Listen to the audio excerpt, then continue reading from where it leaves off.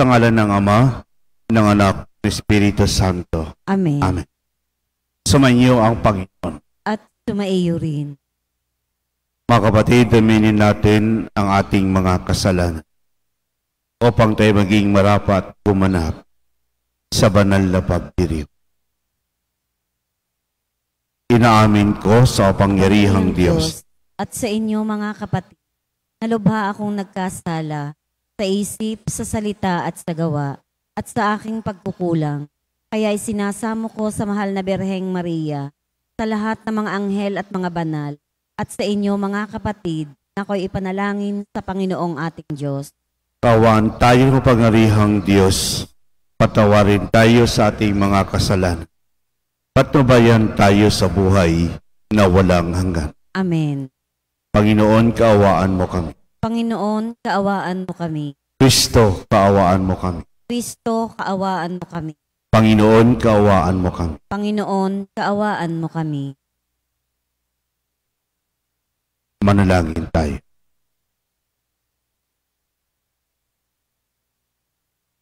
Ama naming mapakapangyarihan, itinaas na iyong anak kay Santa Maria Magdalena oda sa lahat ng pagbabalita tungkol sa maligaya niyang pagkabuhay.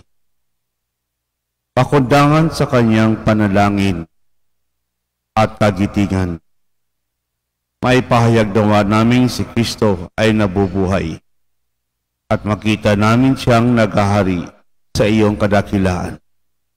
Kasama mo at ng Espiritu Santo, magpasawalang hanggan. Amen.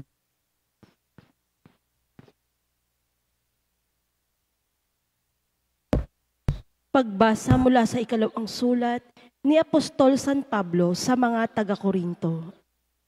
Mga kapatid, ang pag-ibig ni Kristo ang nag-uudyok sa aking nagkaganyan. Ngayong malaman kong siya'y namatay para sa lahat at dahil diyan, ang lahat ay maibibilang ng patay.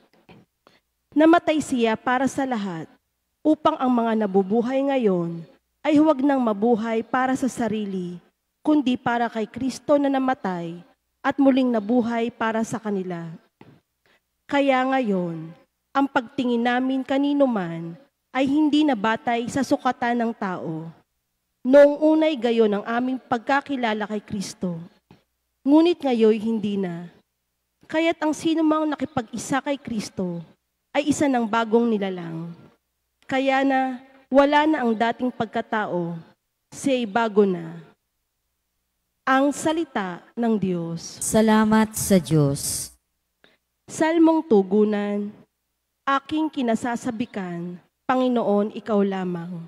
Aking kinasasabikan, Panginoon, ikaw lamang. O Diyos, ikaw ang aking Diyos na lagi kong hinahanap. Ang uhaw kong kaluluway, tanging ikaw yaong hangad. Para akong tuyong lupa, na tubig ang siyang lunas. Aking kinasasabikan, Panginoon, ikaw lamang. Bayaan mong sa santuaryo, sa lugar na dakong banal. Ikaw rooy mamamasdan ko, sa likas mong karangalan. Ang wagas na pag-ibig mo'y mahigit pa kaysa buhay. Kaya ako'y magpupurit, ikaw ang pag-uukulan. Aking kinasasabikan, Panginoon, ikaw lamang.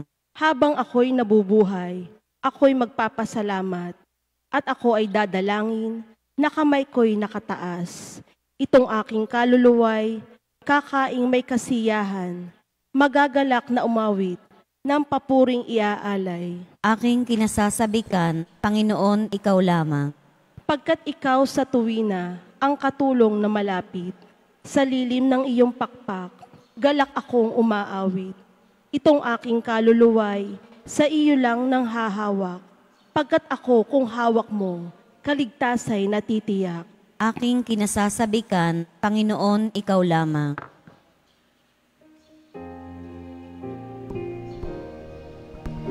Alleluia, Alleluia,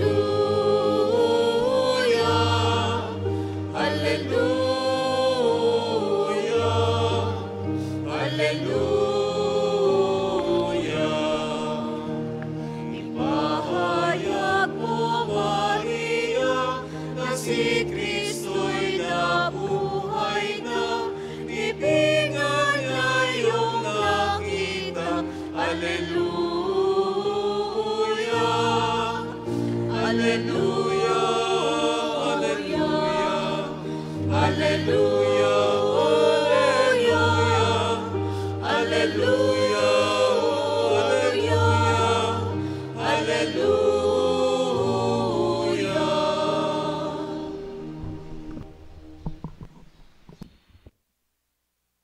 Sumainyo ang Panginoon. At sumaiyo rin. Ang mabuting balita ng Panginoon ayon kay San Juan. Papuri sa iyo, Panginoon.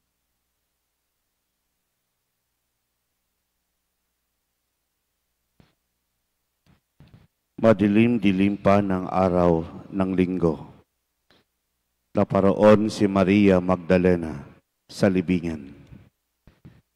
Naratnan niyang naalis na ang batong panakip sa pinto ng libingan. Dahil dito patakbo siyang pumunta kay Simon Pedro at sa alagad na mahal ni Jesus. At sinabi sa kanila, kinuha sa libingan ang Panginoon at hindi namin alam kung saan dinala. Si Maria ay nakatayong umiiyak sa labas ng libingan. Yumuko siya at tumingin sa loob. May nakita siyang dalawang anghel na nag-upo sa pinaglagyan ng bangkay ni Jesus. Ang isa'y sa gawing ulunan at ang isa na may sa paanan. Tinanong nila si Maria, "Alay, bakit kayo umiiyak?" Sumagot siya, "Kinuha po nila ang aking Panginoon at hindi ko alam kung saan nila dinala." Lumingon siya sa pagkasabi nito at nakita niya si Jesus nakatayo roon.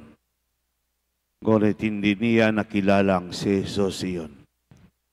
Tinanong siya ni Jesus, "Bakit ka umiiyak?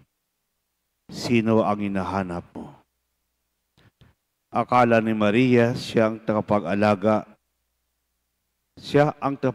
ng halamanan, kaya't sinabi niya, "Ginoo, kung kayo po ang kumuha sa kanya, ituro ninyo sa akin kung saan ninyo dinala at kukunin ko." Maria, ani Jesus. Pumarap siya at sa kanyang sinabi, "Rabuni," ibig sabihin, guro.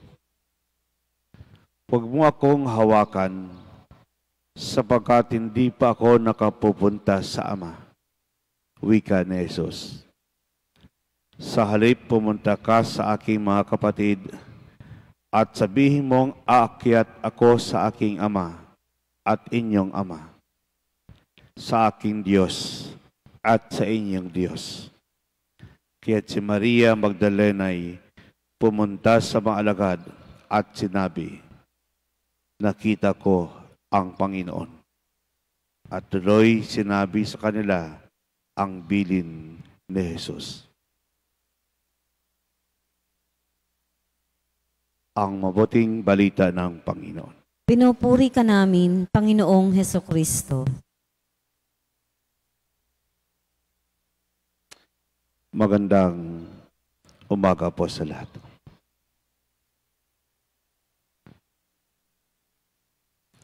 Kapag marinig po natin ang pangalang Maria Magdalena, ang nasa isip po natin, isa siyang babaeng makasalanan, mahalay. Subalit sa totoong buhay, si Maria Magdalena kilala sa kanyang pagiging mapagbigay. Ibininta ang kanyang ari-arian at itinulong sa mga pangailangan ng mga apostoles ni Jesus. She learned the true meaning of charity. The true meaning of charity is giving the best for Jesus. Ito yung pagbibigay na galing sa kalooban ng tao. Sa pagbibigay, hindi po sukatan ang dami. Hindi po sakatan ang bigat ng ibinibigay para sa Diyos. Ang handog ng alay ay makakapagpalaya kung ito'y bukal sa ating kalooban. Tinawag din po si Maria Magdalena na apostol ng mga apostol. Siya ang unang saksi sa muling pagkabuhay ni Jesus. Sa kanya unang nagpakita ang ating Panginoon. Habang ang mga apostoles ay takot at nagdududa sa pagkamatay ni Jesus, si Maria Magdalena lakas loob na pumunta sa libingan ni Jesus. At doon nagpakita ang ating Panginoon. Dati, wala pong direksyon ang buhay ni Maria Magdalena. Magulo. Kulang purpose. Sabalit na makita ni Jesus, na makita niya si Jesus, na bago ang lahat. Binago ng Diyos si Maria Magdalena sa pamagitan ng kanyang muling pagkabuhay. Binuo muli ni Kristong muling pagkabuhay ang pagkatao ni Maria Magdalena. The experience of Mary allows us to see only Jesus, to secure Jesus as our hope, and to be with Jesus, no matter what. For indeed, life is transformed if we are with the risen Lord. Amen.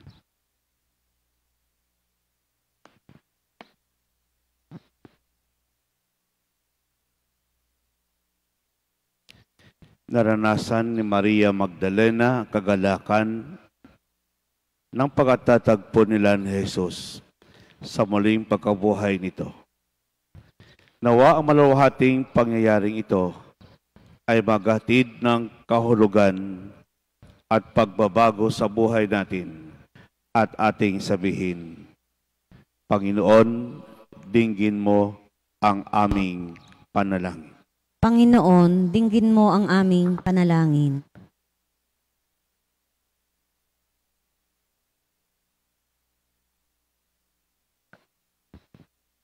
Ang simbahan ng Diyos, naway magpanibago kay Kristong muling nabuhay at ihatid ang kanyang mensahe ng pag-asa at pag-ibig sa buong mundo. Manalangin tayo sa Panginoon. Panginoon, dinggin mo ang aming panalangin. Ang pamayanan ng mga mananampalataya, naway magpatotoo sa muling pagkabuhay ni Kristo sa pamamagitan ng kanilang halimbawa at patuloy na pagtalikod sa kasalanan. Manalangin tayo sa Panginoon. Panginoon, dinggin mo ang aming panalangin. Ang mga nasa madilim na libingan ng kasalanan, naway makatagpo kay Jesus ng lakas at sigla sa pagbangon sa isang buhay ng katapatan sa Ebanghelyo. Manalangin tayo sa Panginoon. Panginoon, dinggin mo ang aming panalangin.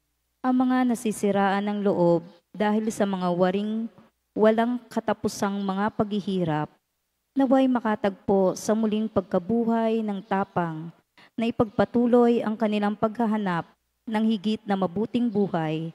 Manalangin tayo sa Panginoon. Panginoon, dinggin mo ang aming panalangin. Ang mga lumisa na sa buhay na ito, naway mapatawad sa kanilang mga kasalanan ni Jesus na aming manunubos. Manalangin tayo sa Panginoon. Panginoon, dinggin mo ang aming panalangin.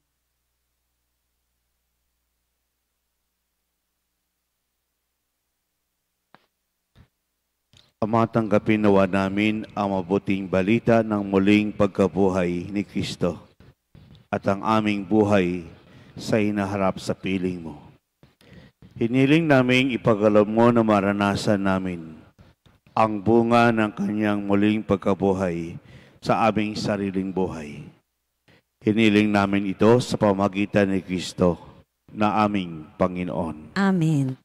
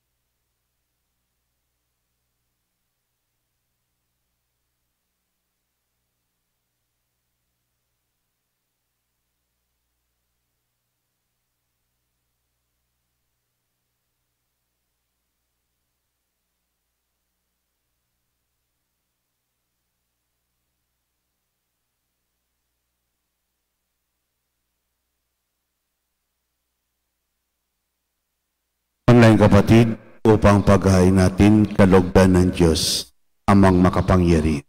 Tanggapin nawa ng Panginoon itong paghahain sa iyong mga kamay, sa kapurihan niya at karangalan sa ating kapakinabangan at sa buong sambayanan niyang banal. Ama naming lumikha, tanggapin mo ang aming mga alay na nakahanda. Ngayon sa Santa Maria Magdalena ay aming ginugunita. Yamang kanyang iniyaing pagmamahal ay malugod na tinanggap ng iyong anak. Kasama ng Espiritu Santo, magpasawalang hanggan. Amen. Sumainyo ang Panginoon. At sumaiyo rin. Itaas sa Diyos ang iyong puso at diwa. Tinaas na namin sa Panginoon. Pasalamatan natin ng Panginoong ating Diyos. Marapat na siya ay pasalamatan. Ama namin makapangyarihan, tunay marapat di kay aming pasalamatan. Sa pamagitan ni Kristo na aming Panginoon.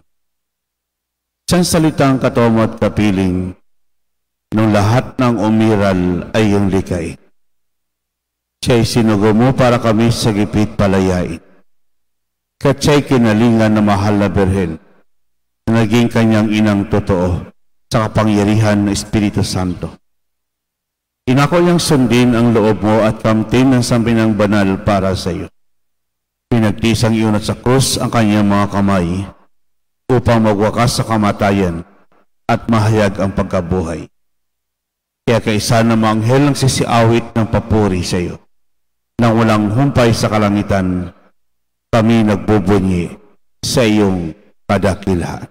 Santo, Santo, Santong Panginoong Diyos ng mga hukbo, napupuno ang langit at lupa ng kadakilaan mo, o sana sa kaitaasan. Pinagpala ang naparirito sa ngalan ng Panginoon, o sana sa kaitaasan. Ama naming banal, ikaw ang bukal ng tanang kabanalan.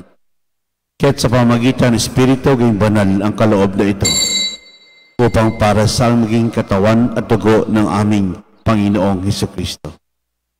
Bago pinagtisang kusang loob na maging handog, tinawakan niyang tinapay, pinasalamatan kaniya. Pinaghati-hati niyon inabot sa kanyang maalagad at sinabi, tanggapin niyong lahat ito at kanin. Ito ang aking katawan na ihandog para sa inyo.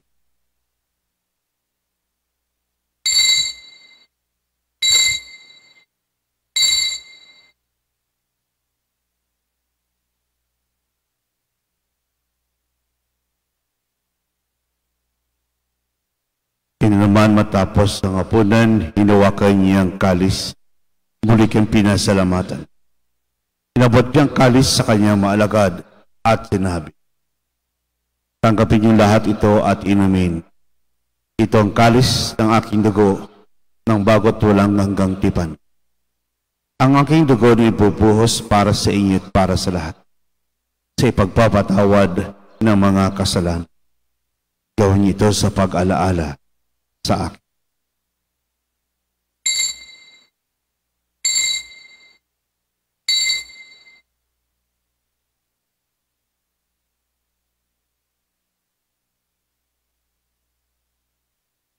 Ipagpunyi po natin ang misteryo ng pananampalataya.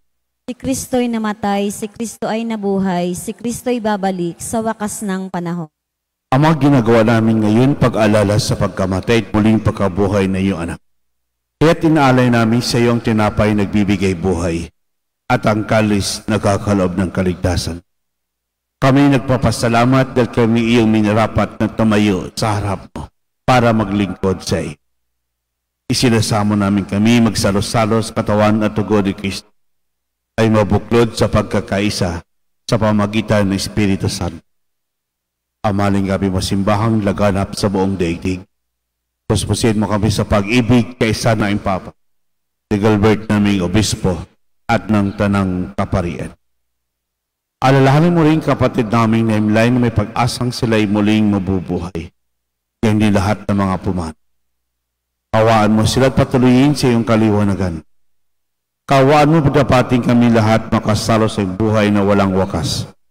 Kaysa naman na Birheng Maria, Ina ng Diyos. Kaysa na mga apostol at lahat na mabanal na namuhay dito sa daigdig ng kalugod-lugod sa iyo. May pagdiwang nawa namin ang pagpupuri sa ikararangal mo sa pamagitan ng iyong anak na aming Panginoong Jesucristo. Sa pamagitan ni Kristo, kasama niya sa Kanya. Lahat ng parangal at papuri sa iyo, Diyos sa makapangyarihan, kasama ng Espiritu Santo, magpasawalang hanggan. Amen, amen, amen, amen, amen.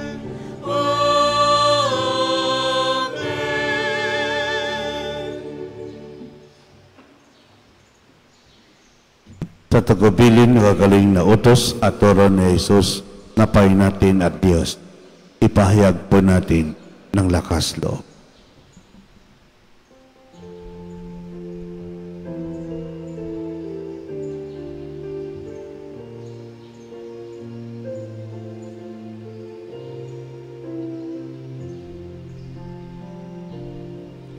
Ama namin, sumasalangit ka, sambahin ang ngalan mo,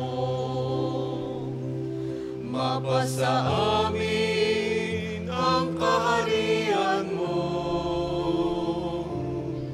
sundin ang loob mo, dito sa lupa para nang sa langit.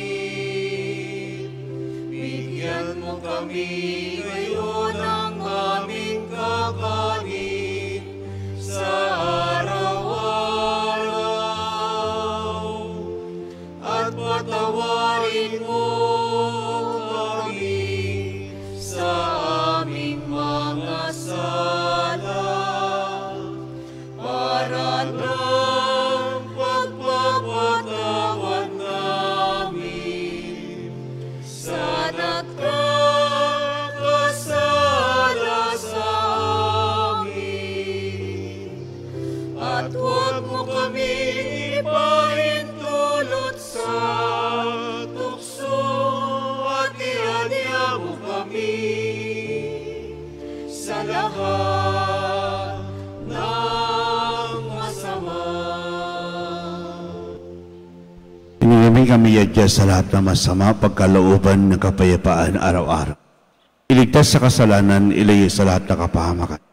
Samantalang aming pinabikan dakilang araw ng pagpapahayag ng tagapagligtas naming si Jesu Cristo. Sapagkat iyo ang kaharian at ang kapangyarihan at ang kapurihan magpakailanman. Amen.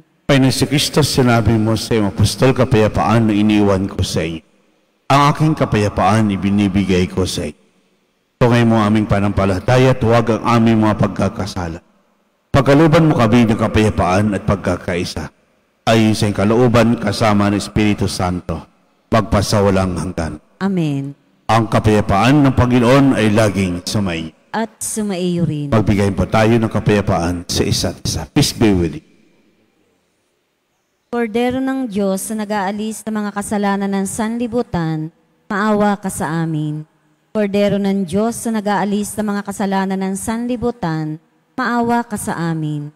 Kordero ng Diyos na nag-aalis ng mga kasalanan ng sanlibutan, ipagkaloob mo sa amin ang kapayapaan.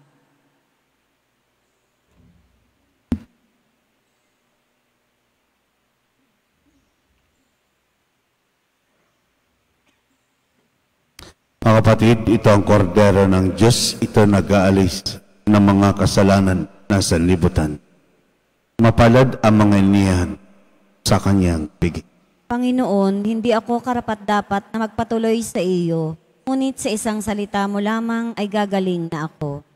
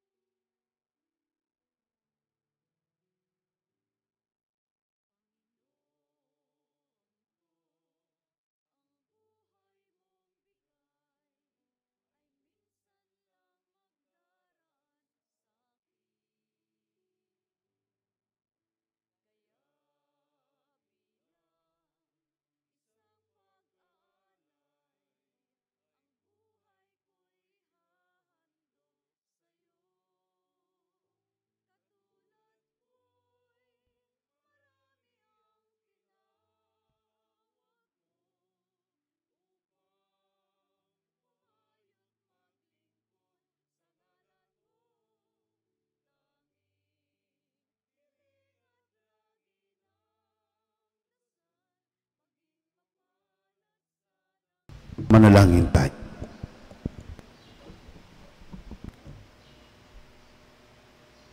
Ama naming mapagmahal at tinanggap naming banal na pagkikinabang. Mag-umapaw sa amin, nawa sa amin, ang natiling pag-ibig na siyang nagdulot ng kaugnayang mahigpit ni Santa Maria Magdalena sa guro niyang si Kristo, na kasama mo at ng Espiritu Santo magpasawalang hanggan. Amen. Sumainyo ang Panginoon. At sumaiyo rin. Pagpalain kayo ng kapangyarihang Diyos, ang Ama, Anak at Espiritu Santo. Amen. Umay kayong taglayang kapayapaan upang ang Panginoon ay mahalin at paglingkuran. Salamat sa Diyos.